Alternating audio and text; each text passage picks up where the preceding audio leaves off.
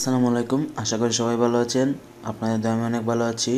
আরএমজে প্রোডাকশনে আপনাদের সবাইকে স্বাগতম।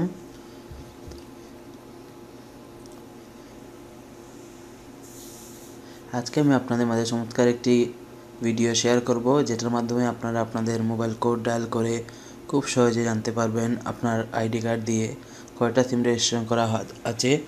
অনেকে বলতে পারেন আমার 2টা 3টা অথবা 4টা সিম রেজিস্ট্রেশন করা আছে। আরে ভাই থামেন, এটা আপনার ভুল ধারণা। যেমনটা আমি করে এখন সেটা বুঝতে পারছি, কেননা আপনি যখন সিমটা কেনার জন্য হাতের ফিঙ্গারপ্রিন্ট দিচ্ছেন, তখন কি আপনি চিন্তা করেছেন আপনার কয়টা সিম রেজিস্ট্রেশন করেছে? চিন্তা করে উপায় নেই, কারণ আপনি সেটা ধরতে পারছেন না। অনেক দোকানদার বলে ফিঙ্গারপ্রিন্ট হয় নাই, আরেকবার দিন। এইভাবে আপনাকে দিয়ে একাধিক সিম রেজিস্ট্রেশন করিয়ে আপনাকে একটা সিম দিচ্ছে, অথচ আরেকটা সিম অন্য জায়গায় বেশি দামে বিক্রি করছে। সেক্ষেত্রে ফেঁসে যাচ্ছেন আপনি। ওই সিমটি যদি খারাপ কাজে ব্যবহার হয় তবে হবেন আপনি। তাছাড়া এরকম সিম যদি আপনি নিজে রেজিস্ট্রেশন না করে একটু বেশি দামে পেয়ে যান, তবে আপনিও কিনতে চাইবেন এমন সিম। আশা করি বুঝতে পেরেছেন। কি বুঝতে চাচ্ছেন, কি বোঝাতে চাচ্ছি? তো বেশি কথা না বলে দেখে নিন আপনার আইডি কার্ডে কয়টা সিম রেজিস্ট্রেশন করা আছে। তো প্রথমে ডায়াল প্যাডটি ওপেন করুন, সার্চ বারে ক্লিক করুন *1600001#। যে কোনো একটা নাম্বার দিয়ে কল করুন।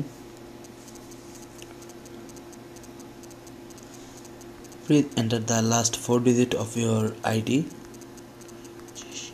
সেন্ড করুন। একটু অপেক্ষা করুন। আপনার এনআইডি কার্ডের লাস্টের 4টি অক্ষর দিয়ে ট্রাই করবেন। মেসেজ চলে আসছে। Total 13 GB free prepaid 8। আমার 13টা করা আছে। এয়ারটেল বাংলা লিঙ্ক রবি।